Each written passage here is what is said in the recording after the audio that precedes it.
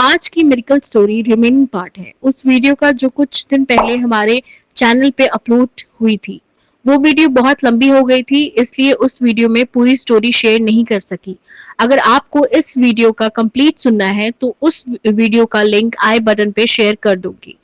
आप आई बटन पे क्लिक करके पूरी स्टोरी सुन सकते हैं। तुम अल्लाह के बारे में जैसा गुमान करोगे उसे बिल्कुल वैसे ही पाओगे। क्या तुम्हें अल्लाह के अल मुजीब होने पे यकीन है? तो तुम्हें जवाब जरूर मिलेगा। क्या तुम्हें अल्लाह के अल करीब होने पे यकीन है? तो तुम्हें उसे अपनी स्याह रंग से भी ज्यादा करीब पाओगे। क्या तुम्हें अल्लाह के अल फतह होने पे यकीन है? तो तुम अपने सारे बंद दरवाजे खुले पाओगे। क्या तुम्हें अल्लाह के अल समी और अल बशरी होने पे यकीन है?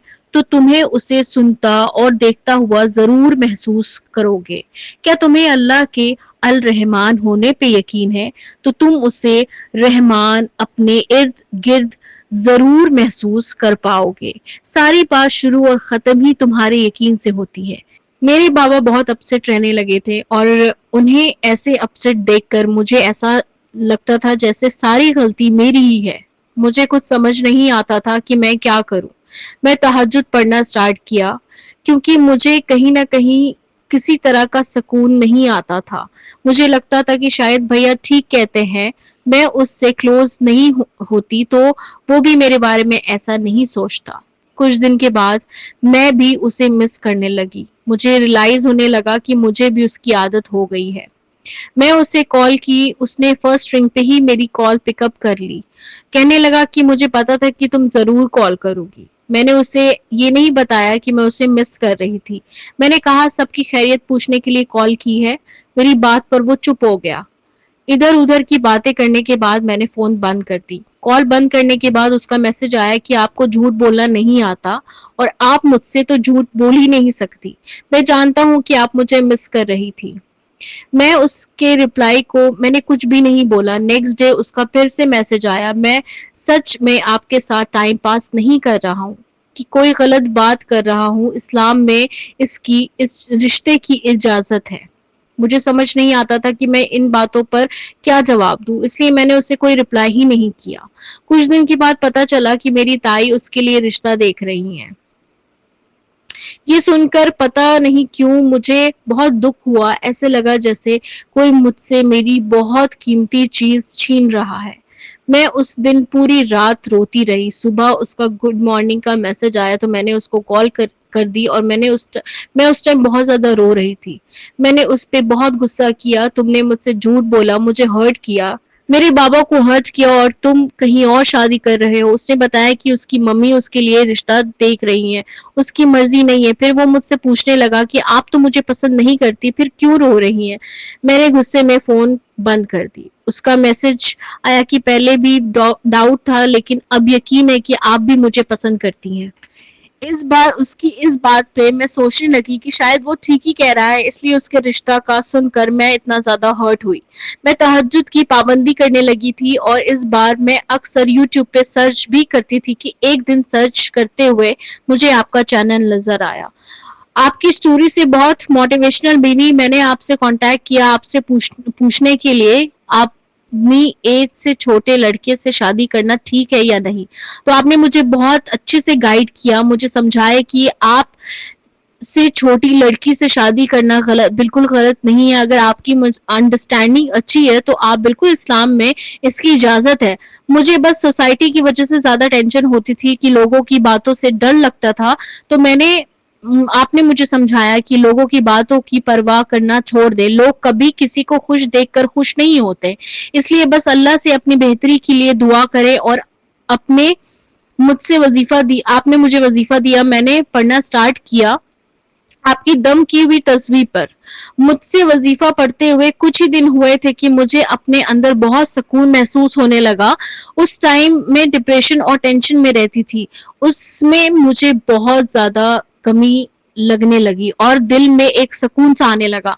मेरी अपनी कजन से डेली बात होती थी। आपके वजीफे को करते हुए मुझे 2 मंथ हुए थे कि मेरी कजन ने मुझसे बताया कि उनकी अम्मी यानी मेरी ताई का भी अब माइंड मेरे लिए बनने लगा है। फिर پہلی کی طرح وہ آبجیکشن نہیں کرتی ہیں، وہ بھی اب میرے بارے میں سوچنے لگی ہیں۔ مجھے بالکل بھی اس بات کا امید نہیں تھا کہ مجھے آپ کی وظیفے سے اتنی جلدی رزلٹ ملے گا۔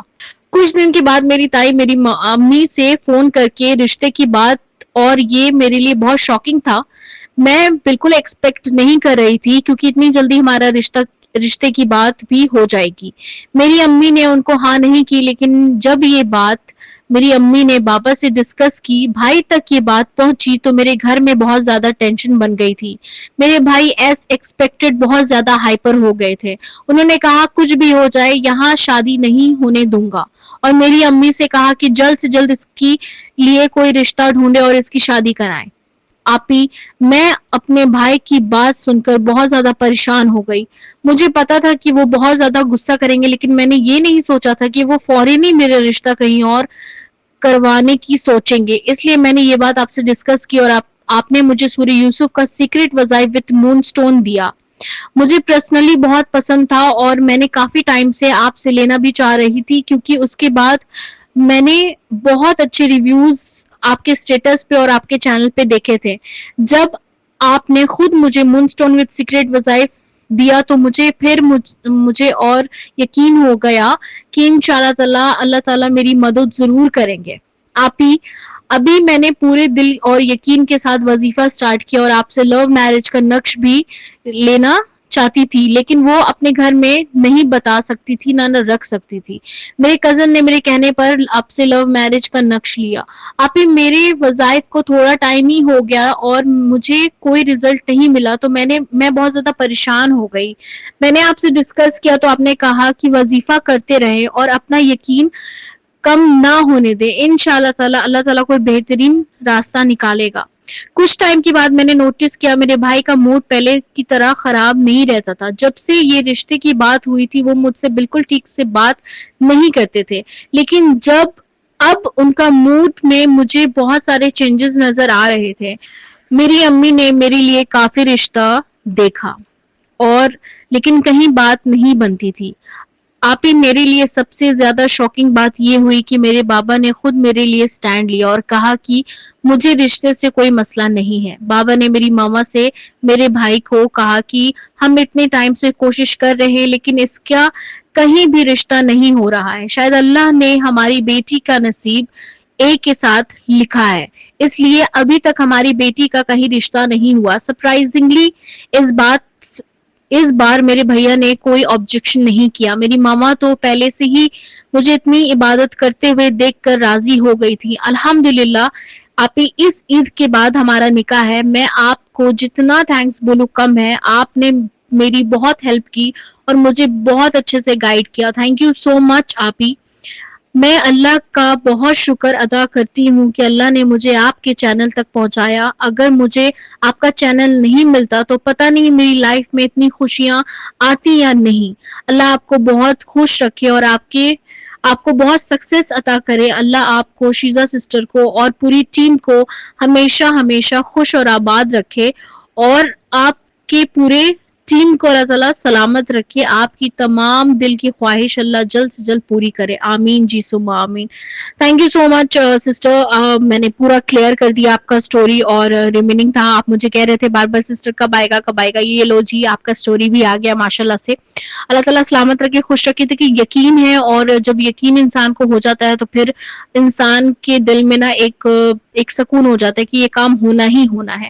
تو یہ دیکھیں، ان کو کبھی ڈاؤٹ تھا کبھی نہیں ڈاؤٹ تھا، لیکن ہم مجھ سے مشورہ لیتے تھے، مجھ سے بات کرتے تھے کہ سسٹر کیا نیکسٹ کیا ہوگا۔